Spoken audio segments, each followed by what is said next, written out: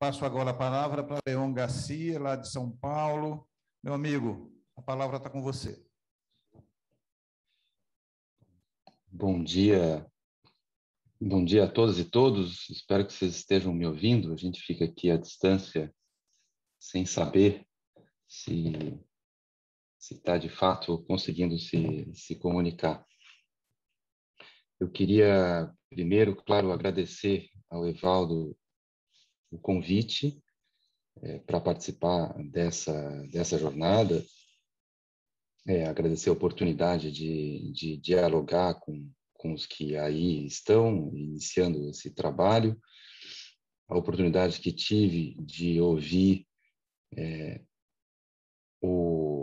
a apresentação muito abrangente, muito precisa, né, do Jarbas Barbosa, da OPAS, que eu conheci no Ministério da Saúde e na Anvisa, nos situando aí sobre as implicações da pandemia de Covid e com destaque para as implicações para o campo da saúde mental.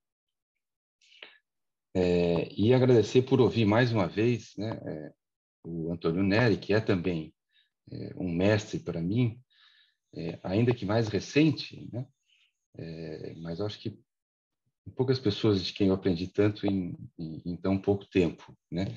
E ouvir o Nery é sempre um prazer, e ouvir a maneira como ele introduz a questão do sofrimento para os humanos, de como o sofrimento define, né, a nossa característica de humanidade, para mim, sempre o grande fio condutor para falar também do sofrimento relacionado ao uso de drogas, né? Eu vou tentar, talvez, falar do plural ao singular, né, e falar do plural, né, na minha perspectiva atual, de um psiquiatra, um trabalhador de um centro de atenção psicossocial, de um CAPS, álcool e outras drogas, então um trabalhador do SUS, num serviço que está implantado no centro da cidade de São Paulo, acho que talvez com uma população em grande parte em situação de rua, e quase toda ela em situação de vulnerabilidade, mas, enfim, falar do ponto de vista da saúde coletiva, e nesse sentido, o plural, né? A partir da saúde coletiva, entender no campo AD e no campo da saúde coletiva em que contexto nós nos encontramos, né? Tentar refletir rapidamente sobre isso nesses 15 minutos. Eu retomo para isso o que muitos já mencionaram hoje, que nós vivemos um momento de uma confluência de crises, né? Então, em primeiro lugar, eu coloco, para mim, a crise das políticas sociais, né? Então, nós temos uma deterioração que já vem anterior ao governo Bolsonaro, né? Das políticas sociais, com cortes de recursos, como opção, né, da condição política que o país faz de encolher políticas sociais como uma suposta solução para a crise econômica. No período mais recente, com o agravamento de que, além da piora concreta, né, dos serviços, da falta de recursos, da escassez de recursos, né, nós temos também um ataque à própria imagem, ao próprio papel do Estado, né, como tendo que, como no seu papel, né, de garantir o bem-estar da população, garantir ser um instrumento fundamental, né, na redução das desigualdades, na erradicação da miséria e da pobreza, né? Então, há uma ideia de que isso não pertence ao Estado, que o Estado não pode ser instrumento, a não ser, talvez, em algumas medidas, né, oportunistas e eleitoreiras, como é o debate dessa semana que nós vimos aí, né? Nós temos uma crise econômica, e o Dr. Jarbas falou muito bem, né, das relações entre dos determinantes sociais do adoecimento, de como a economia determina o adoecimento, né? Nós tivemos uma crise sanitária, que também o Jarbas mencionou bem, de como que o distanciamento social, né, e o sofrimento pelas mortes, né, são mais de 600 mil mortes que afetam milhões de pessoas, né, direto ou indiretamente tocadas, né, por essas perdas, né, quer dizer, como essa crise também sanitária, de sofrimento, de distanciamento, né, afeta a saúde mental das pessoas. E temos uma crise gravíssima, que eu chamaria de ética, de direitos humanos, e talvez o Nery possa também voltar no tema, né? Quando nós temos na representação, né, máxima do poder do Estado, uma pessoa, um grupo de pessoas que sistematicamente agridem os direitos de grupos sociais. Né? Grupos sociais em situação de desvantagem, minoritários ou não, como são as mulheres, que são sistematicamente agredidas, né, nos seus direitos, na sua dignidade, para além dos direitos, né, pelo atual governo do país, né, com uma incitação à violência como uma forma de solucionar conflitos e divergências. Então, um conjunto de crises, né, que coloca a clínica singular, né, qualquer clínica, e a clínica singular do campo AD especialmente, né, numa situação bastante difícil. Agora, nós do campo AD, nós podemos dizer que nós vínhamos vivendo muitos desses dilemas já bem antes deles aparecerem com toda essa clareza de agora e com toda essa violência de agora, né? Nós antecipamos esse debate, porque nós tínhamos, já no início dos anos 2000 e na primeira década, né, no campo AD, a convivência de, ao mesmo tempo em que se expandiram políticas e se criaram iniciativas muito importantes, com inovações no campo da política, como, evidentemente, aí em Pernambuco, o programa Atitude, que o Rafael West, que está presente, segundo disseram, liderou, né? Assim como as iniciativas do NERI na Bahia, com ponto de cidadania, que agora, felizmente, e o consultório de rua, né? Ainda na década de 90, né? O ponto de cidadania depois, e agora a volta, né, com o projeto Gerações de Rua, mas também o programa Corra para o Abraço na Bahia, e em São Paulo o programa de Braços Abertos, ou seja, propostas inovadoras no campo AD para lidar com o sofrimento no campo AD dessa forma complexa, né, tentando não perder de vista o singular, mas entendendo que há questões e determinantes sociais que precisam ser com os quais nós precisamos lidar junto com o sofrimento, ao mesmo tempo que a gente vivia essa expansão, a própria expansão dos CAPs álcool e drogas, né? Nós passamos de 5 para mais de 100 CAPs álcool e drogas no espaço de 4, 5 anos, entre 2010 e 2015, nós já vivíamos um debate que era marcado pelo ataque aos direitos das pessoas que usam drogas, tendo problemas ou não com esse uso, né?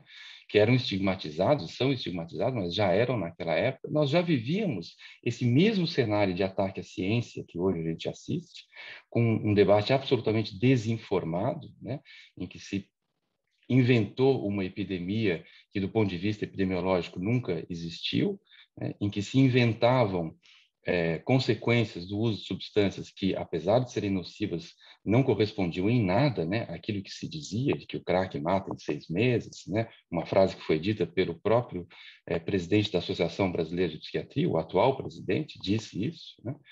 Então, nós tínhamos o ataque à ciência, o ataque aos direitos humanos, a destruição, o ataque às políticas públicas, que eram desqualificadas, e uma construção de que a resposta se daria pela violência, pela política de segurança, pela política da guerra às drogas e, por outro lado, pela incorporação da volta de um tratamento moral e da religião dentro da política de Estado, né, através da influência do papel das comunidades terapêuticas. Então, para nós do campo álcool e drogas, tudo isso que está se vivendo agora não é novidade. E não é por acaso que nós vivemos isso, porque nesse campo já estavam expressas as contradições da nossa sociedade, da sociedade brasileira, porque mesmo nos governos progressistas do início aí dos anos 2000, conviveram lado a lado, né, a defesa dos direitos de populações vulneráveis, a expansão do papel do Estado, né, na oferta de serviços de saúde, serviços baseados no cuidado e liberdade, né, da reforma psiquiátrica, dos CAPs, das unidades de acolhimento, desses programas mais inovadores que conseguiram ir até as populações mais vulneráveis, reconhecendo a sua singularidade e pensar no conjunto de direitos sociais para além do sofrimento mental que estavam sendo violados, o direito à moradia, o direito à própria vida, à segurança, né, o direito à alimentação, à educação, né, desses programas todos que eu citei, mas conviveram sempre, e eu trabalhei, fiz parte, né, dessa contradição, né, quando estive no governo federal, o financiamento, né, e um papel, uma influência dos grupos religiosos, dos grupos que questionam e questionavam, né, na época, né, a ciência como a base da possibilidade da construção das políticas públicas, a resposta da violência pela guerra às drogas, né, e a resposta da exclusão, da invisibilização de populações vulneráveis, né? E eu retomo isso para dizer que, para aqueles de nós que alimentam a esperança de que o governo Bolsonaro terá sido, né, poderemos dizer isso daqui a um ano, terá sido um intervalo infeliz na história do país e que nós tenhamos, né, uma solução que consiga reagrupar o país, enfim, unir o país novamente, que talvez, né, venha de uma combinação Pernambuco-São Paulo, quem sabe, né, daquilo que nasceu em Pernambuco e se formou em São Paulo, mas não passará, né, não passará a crise que o país vive, porque ela já precedia. No nosso campo AD, nós continuaremos tendo que lidar com a estigmatização e a ideia de que pessoas que usam drogas, porque usam drogas, têm menos direitos do que outras pessoas. E que quando esse estigma se junta ao estigma da pobreza e a culpabilização da pobreza, que é a desgraça, né, desse país tão desigual em que vivemos, isso ganha uma potência muito maior. Então, nós vamos ter que continuar lidando com isso. Isso não vai se encerrar com uma eventual mudança da ordem do dia no campo da política. Nós vamos ter que continuar lidando com isso. E como que podemos lidar com isso? Eu acho que no campo das drogas nós precisamos, e aí a discussão do singular e do plural e a própria fala do Nery, quem sabe o Evaldo pode desenvolver isso, nós precisamos superar um pouco essa dicotomia que se colocou entre redução de danos e abstinência, né? Isso é um falso dilema que a gente vive, né? Isso foi colocado e as pessoas, no ambiente de polarização que nós estamos, muitos companheiros do nosso campo acabam assumindo essa identidade de que nós vivemos no embate da redução de danos versus abstinência. Do ponto de vista da clínica, todo mundo que tem experiência da clínica sabe que isso não faz sentido nenhum, porque redução de danos e abstinência convivem, né? Tem usuários que decidem pela abstinência de todas as substâncias e nós precisamos apoiar essa decisão. Tem usuários que decidem pela abstinência de algumas substâncias e fazer redução de danos usando outras substâncias e nós podemos apoiar e trabalhar com essas decisões, com essas estratégias na clínica. Tem momentos que são momentos em que a abstinência é necessária, tem momentos em que a redução de danos é necessária, ou seja, a singularidade das situações clínicas, né, não permite que se reduza o debate a uma oposição entre redução de danos e abstinência. Não é essa, né, a oposição que nós vivemos. Eu acho que o verdadeiro dilema que nós vivemos, e que é muito mais grave, muito mais profundo, é mais ou menos direitos para as pessoas que usam drogas, né? As pessoas que usam drogas têm dignidade humana, são cidadãos ou não são. Esse é o divisor de águas, essa é a linha que separa campos que, de fato, não são conciliáveis, né? Então, essa é a ideia que precisa ser discutida e debatida, na minha opinião, né? E nós precisamos conseguir superar esse falso dilema anterior. Isso se coloca, né, dentro do campo da clínica, né, a ideia de mais ou menos direitos, às vezes de forma muito explícita, né, como a proliferação, né, infeliz desses espaços que são chamados de clínicas de tratamento, mas que são, na verdade, cativeiros institucionalizados, né, de internação compulsória. Não podemos chamar de clínica, né, uma internação compulsória, involuntária, feita sem avaliação de equipe de saúde, ela é um sequestro, ela não é uma internação. Essa discussão não está no campo da saúde, né, está no campo criminal, né. Mas também dentro do campo da clínica, seja nos CAPs, nas unidades de acolhimento, no trabalho de consultório na rua, essa marca, né, de que existem populações que têm menos direitos, do punitivismo, ela aparece e nós precisamos lidar com ela. Nós não podemos escolher os bons pacientes num CAPS. Aquele paciente que não briga, que não reivindica, que não fala bobagem, que não ofende os outros. Né? Nós temos que entender como é que os serviços podem lidar com essa singularidade, essas particularidades, e construindo os serviços a partir dessa população real que se apresenta. Se a população real se apresenta, muitas vezes, nos serviços como violenta e como desrespeitosa, eu tenho lá no cotidiano do CAPS, nós temos conflitos frequentes por expressões de racismo, por exemplo.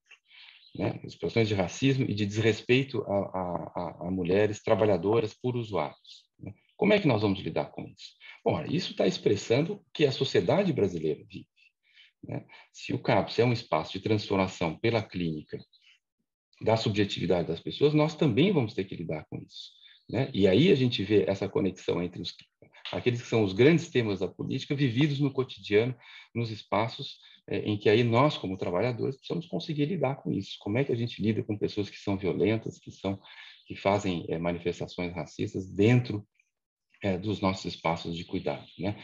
Esse é o desafio que está colocado para nós nesse momento, e é o desafio que vai persistir, ainda que nós consigamos superar a crise política que a gente vive. Eu termino por aqui, para ouvir Evaldo e participar um pouco do debate com vocês, e agradecendo mais uma vez o convite para estar junto com vocês.